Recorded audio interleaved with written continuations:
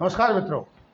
प्राचीन आध्यात्मिक विज्ञान की श्रृंखला में इस वीडियो के द्वारा मैं आपको अवगत कराने का प्रयास करूंगा कि मध्य हिमालयी राज्य उत्तराखंड हो या हिमाचल हो अथवा नेपाल हो अथवा अफगानिस्तान हो या उत्तर का पाकिस्तान हो, धार्मिक पुस्तकों में एक वर्णन मिलता है।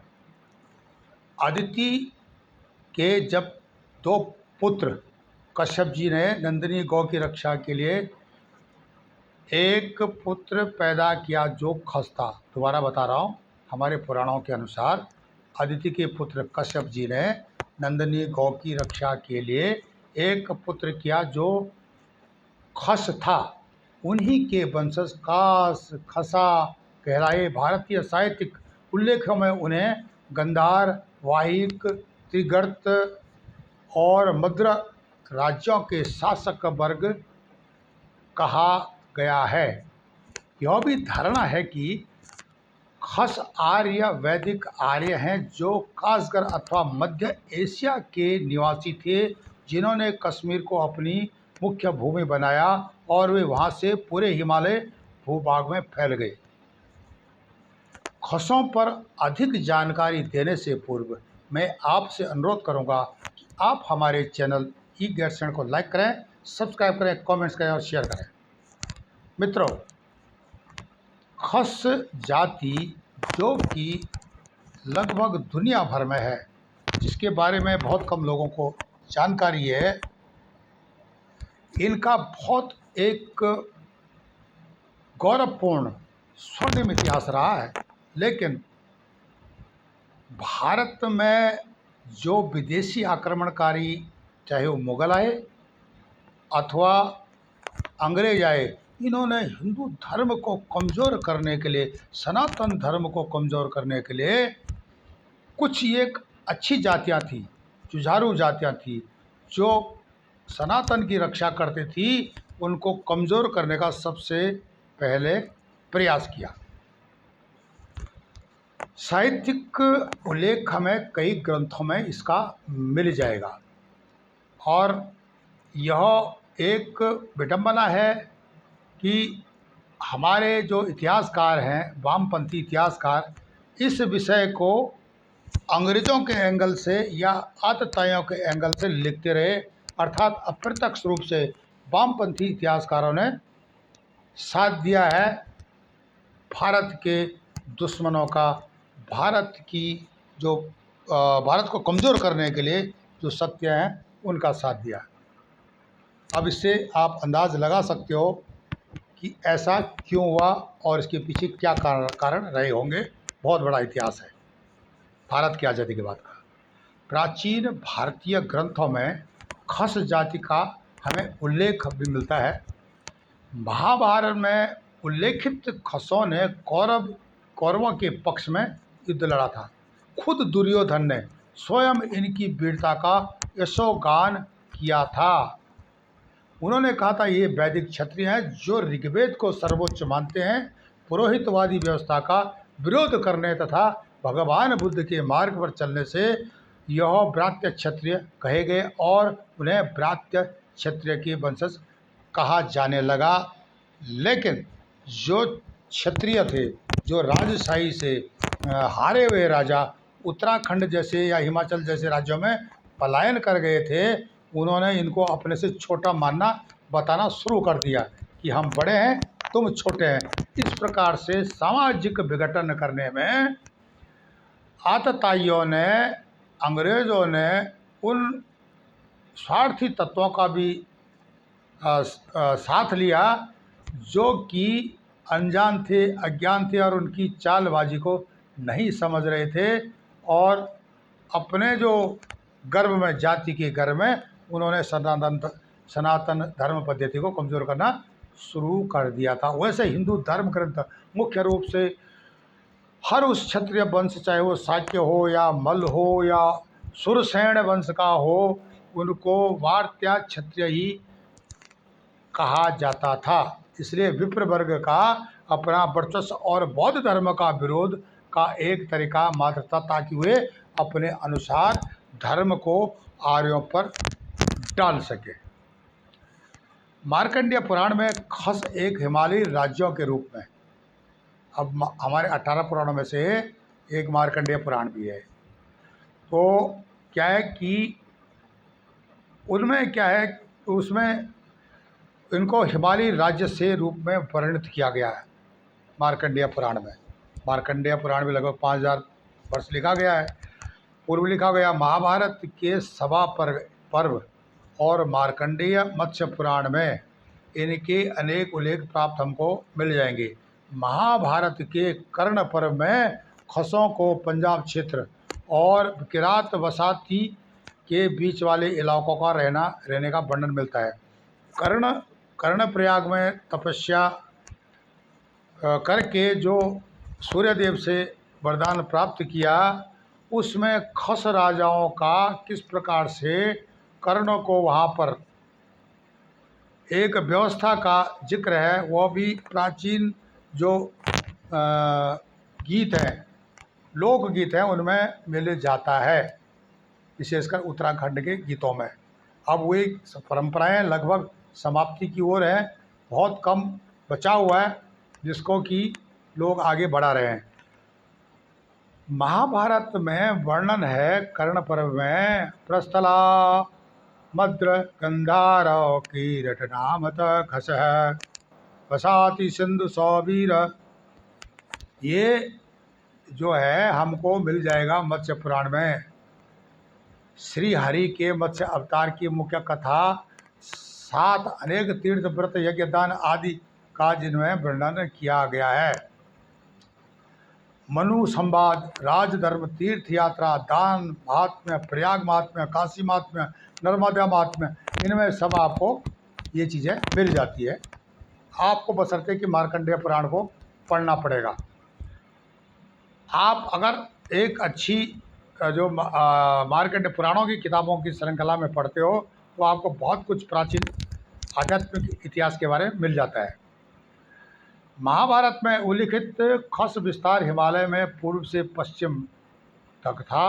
राजतरंगिणी कश्मीर की जो लिखी गई के अनुसार ये लोग कश्मीर के नैऋत्य कोण के पहाड़ी प्रदेश अर्थात नेपाल में ही रहते थे। अतः यहाँ जो निवासियों को लोग खस मूल का आज भी कहते हैं।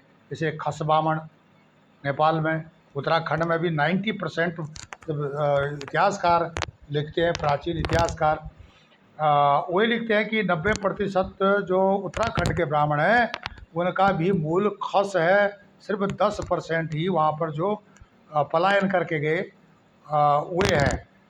तो वहाँ पर जो कहने का अर्थ ये है कि खस आर्यों से भी अधिक विराट समृद्ध जाति थी, जिन्होंने कि सनातन धर्म को आगे बढ़ाने के लिए और विशेषकर गो रक्षक के रूप में इनको माना गया है। अब क्या होता है कि कई इतिहासकारों के सिद्ध करने के बाद भी यह नहीं देखा गया किसी भी हालत में कि इन जातियों को जो पीछे रह गई है हिमालय की या उत्तराखंड की, इनको आगे बढ़ाने के लिए प्राचीन जातियां हैं, कुछ रिजर्वेशन दिया जाए, इसके बारे में जानबूझकर इनको हाशिए पर रखा गया।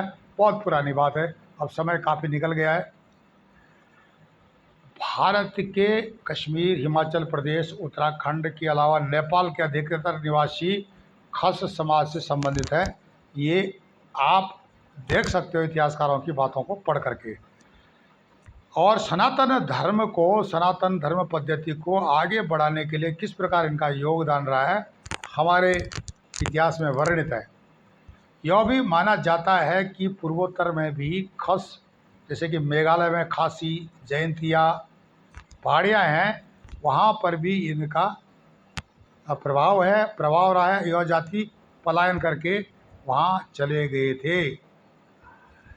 खस आर्य एक हिंद आर्य भाषिक जाति समूह है जो कि वर्तमान भारतीय उपमहाद्वीप के नेपाल तथा कुमाऊं गढ़वाल एवं हिमाचल प्रदेश में रहते हैं। खस लोग खस भाषा एवं अन्य स्थानीय भाषाएं बोलते हैं नेपाल के संविधान के अनुसार खस, बाहुन, ब्राह्मण, क्षत्रिय, ठाकुरी और सन्यासी लोग ही हैं।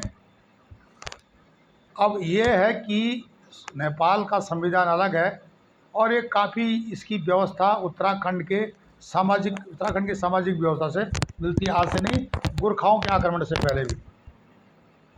आज इतिहास की अधिकतर पुस्तकों पन्नों में खस जाति को लेकर बिल्कुल चुप्पी क्यों है?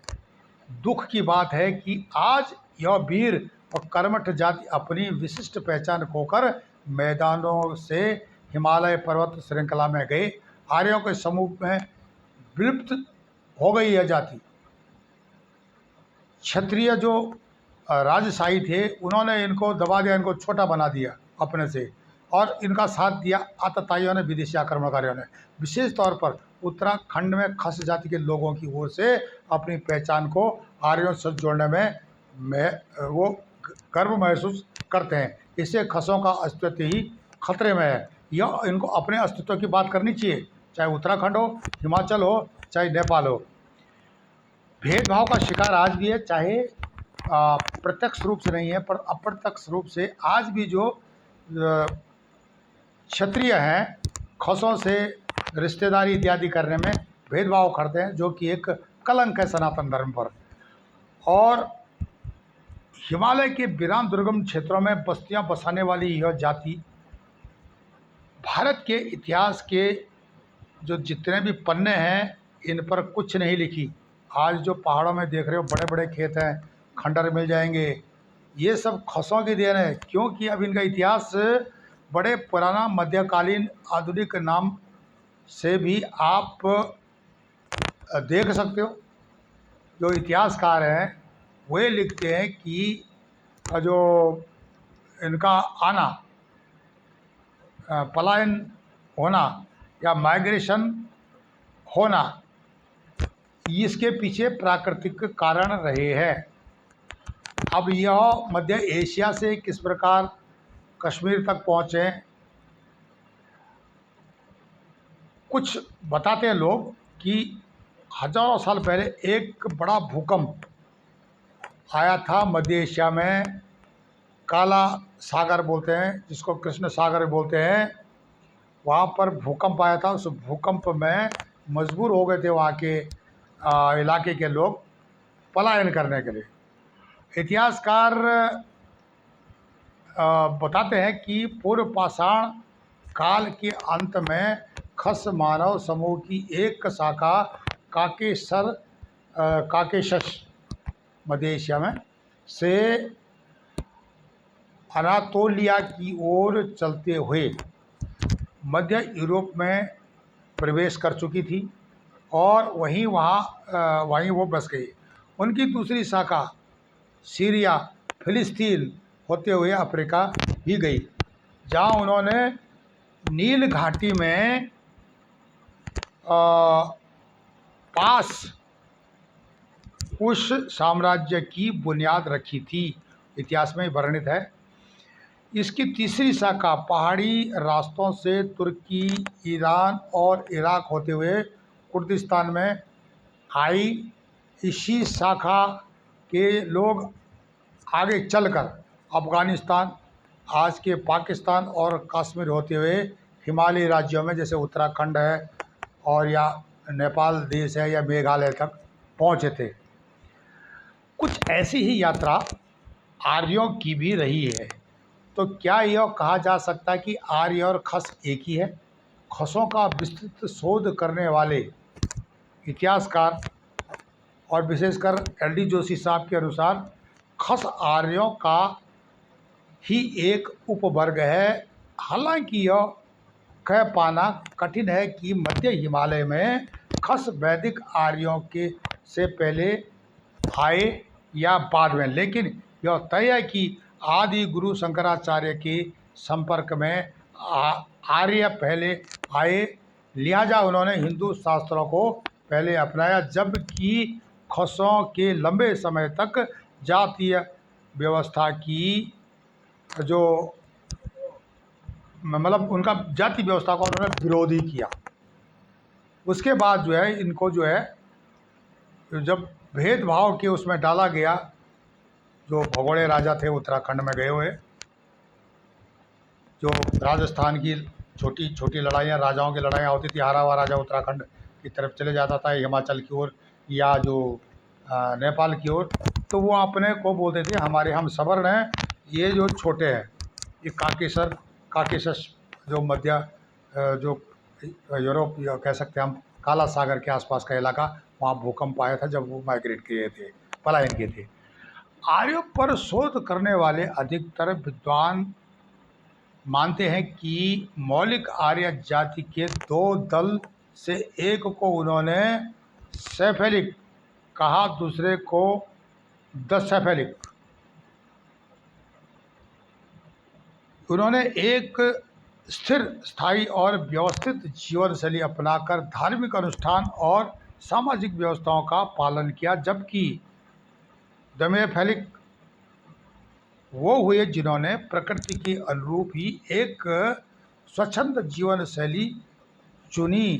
भारतीय संदर्भ की बात करें तो सेफेलिक हुए वैदिक आर्य और दसेफेलिक हुए खस।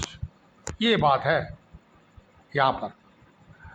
खसों को आर्यों का ही वंशज मानने का एक प्रमाण इतिहास का डी शर्मा अपनी किताब हिमालय के खस में भी देते हैं। आपने पढ़ा होगा, आप पढ़ सकते हैं। इनका एक प्रमाण यह भी है कि सदियों तक एक दूसरे से अलग रहने के बाद भी जब वे करीब आए तो बेहद सहजता से घुल मिल गए थे। प्रगत है शायद ऐतिहासिक कारण काल में भी इन लोगों ने हिमालयी क्षेत्रों में संगठित होकर बाघों, कोलों, किरातों से संघर्ष किया था। उन्होंने उन्हें हटाकर अपने क्षेत्रों पर अधिकार किया था। अब किरातों का शासन या जो कोलों का शासन था मध्य हिमालय में, तो और भी जो नागवंशी थे उनका शासन था। उनके साथ इनकी शादी विवाह होने के बाद खसों का, तो इस प्रकार से, एक प्रकार से कहने का मतलब ये घुल मिल गए थे। अब कत्यूरी भी उसमें आते हैं। कत्यूरियों का भी या नागों का भी संबंध इनसे हम जोड़ सकते हैं। नागों का जैसे कश्मीर से लेकर के और गढ़वाल तक एक वर्चस्व रहा है नागवंशियों का। कृष्ण के साथ भी नागवंशियों का युद्ध का महाभारत में उल्लेख मिलता है। ये सब चीज़ें जो है इतिहास, प्राचीन भारतीय इतिहास में वर्णित हैं। खसों का योगदान प्राचीन इतिहास में आपको जगह जगह प्राचीन ऐतिहासिक किताबों में मिल जाएगा। जबकि कोई भी धर्म इस धरती पर नहीं था, ना तो ईसाइयत थी, ना इस्लाम था, ना बौद्ध था। सिर्फ सनातन धर्मावलंबी, रूस में भी सनातन धर्मावलंबी रहते थे। और आप अजरबैजान में एक मंदिर है जिस पर कि जो जहाँ पर कि संस्कृत में श्लोक लिखे गए हैं। अजरबैजान में मुस्लिम देश है, तो यहाँ पर भी एक स्पष्ट प्रमाण है कि खसों का वहाँ से आना हुआ, और खस सनातनी थे और परिशुद्ध सनातनी थे। उनका जिक्र जब मिल जाता है कि गौ को, जैसे कि अब हरियाणा जैसे त्यौहार हैं या जो ये उन्हीं की देन है उत्तराखंड में, जैसे युतियार, ये सारी गाय को, जैसे छोटी बगवाल, बड़ी बगवाल, ये गाय को खिलाना, सम्मान करना गाय का, उसकी सींगों पर तेल लगाना, ये सब खसों की ही देन है। खस समुदाय प्रबुद्ध सनातनी था, जिनको की धकेल करके ब्रिटिश काल हो या मुगल काल हो पीछे किया गया। पलस्तर युद्ध में, मतलब पत्थर की लड़ाई में ये बहुत ही एक्सपर्ट होते थे। खस जाति का महाभारत युद्ध में भाग होना भी इनके साक्ष्य है कि किस प्रकार एक यह शक्तिशाली जाति थी, शक्तिशाली समाज था। लेकिन आज स्थिति बहुत विपरीत है। खसों को किस प्रकार से भेदभाव का शिकार, चाहे वो हिमाचल हो, उत्तराखंड हो, नेपाल में होना पड़ता है। मैंने कहा ना, उत्तराखंड के या हिमाचल के 90% जो ब्राह्मण हैं वे भी खस ब्राह्मण हैं। इतिहास ने यह सिद्ध कर दिया। हाँ, खस ब्राह्मण इसलिए हैं कि खसों के यह पुरोहित थे। 10% ही जो ब्राह्मण हैं यह मैदानों से गए हैं। जैसे कि 8वीं शताब्दी में केरल के नंबूदिरीपाद आदि गुरु शंकराचार्य के साथ गए, तो उसके बाद धीरे धीरे उन 10% जो 10% ब्राह्मणों का योगदान है उनके साथ घुल मिल जाना और एक सामाजिक बैलेंस जो बोलते हैं, संतुलन को उत्तराखंड में बनाए रखना। खस लोग पहाड़ों के सबसे पहले रहवासी हम कह सकते हैं इनको। नाग, कोल, किरात और या जो कत्यूर, यह सब जो है वहाँ के रहवासी रहे हैं मध्य हिमालय के। लेकिन पहाड़ों को खेती लायक बनाने में आधुनिक जीवन शैली से जोड़ने तक का श्रेय खसों को ही जाता है। उसके बावजूद भी इतिहासकार, वामपंथी इतिहासकारों ने इस एक डेवलप्ड विकसित जाति को हाशिए पर रखा। आज यह मजबूरी में है, चाहे सामाजिक हो चाहे राजनीतिक हो, स्पेशली उत्तराखंड में जानवरों को पालना, दूध का व्यापार, खेती इत्यादि जो है सब खसों की देन है मध्य हिमालय में। यह जो जातियाँ बाद में आई, उन्होंने क्या इस समुदाय के साथ छुआछूत जैसी कुप्रथा या जाति व्यवस्था को रख करके खुद अपने ऊपर आ गए, अपने को इनसे श्रेष्ठ सिद्ध करने का प्रयास कर भी गए। आज जरूरत है जो खुले मिले नहीं हैं, जो परिशुद्ध खस हैं उत्तराखंड की, इनकी पहचान की जाए और इन्हीं के जो सामाजिक स्तर को, इनकी संस्कृति को पुनर्जीवित करने में सरकार अलग सेल बनाए। चाहे हिमाचल हो, उत्तराखंड हो या नेपाल जैसा देश हमारे पड़ोस में हो। आप हमारे चैनल ई-केयर को लाइक करें, सब्सक्राइब करें, कमेंट्स करें, शेयर करें। हम इसी प्रकार के प्राचीन आध्यात्मिक विज्ञान और इतिहास पर आपको बताते रहते हैं। तब तक के लिए नमस्कार, धन्यवाद।